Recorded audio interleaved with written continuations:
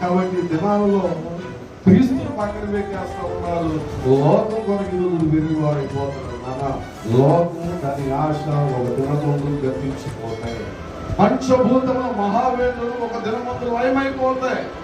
ఇదంతా కూడా దైవ లేఖనంలో స్పష్టంగా మనం తెలియజేస్తా ఉన్నాయి. కాబట్టి ఎవరైతే దైవ చిత్తాన్ని చేయగలుగుతారో, దైవ చిత్తం చేసిన ప్రతి వాడు కూడా దేవుళ్ళు నిలబడతాడంట. దేవుళ్ళు నిలబడడం అంటే ఆయన అంటాడు కదా, లోకము దాని ఆశ గతించిపోదు కానీ దేవుని చిత్తము జరిగించువాడు నిరంతరం నిలిచినని రాయబడి ఉంది. ఇప్పుడు ఆ మాట యొక్క ఉద్దేశం, దేవుని చిత్తాన్ని జరిగించువాడు నిరంతరం నిలబడడం అంటే దేవుని కొరకు ఎవరైతే నిలబడతారో వారు దేవుని మీద అడ్డు కట్టబడతారు. అందుకే ప్రభు అయినటువంటి యేసుక్రీస్తు వారు ఒక చోట మాట్లాడుతూ అంటారు, నేను నిజమైనటువంటి ద్రాక్షావళిని, నా తండ్రి వ్యవసాయకుడు. ఎవడు నా యందు నిలిచి ఉండునో, నేను ఎవరి యందు నిలిచి ఉండునో వాడు బహుగా ఫలించును.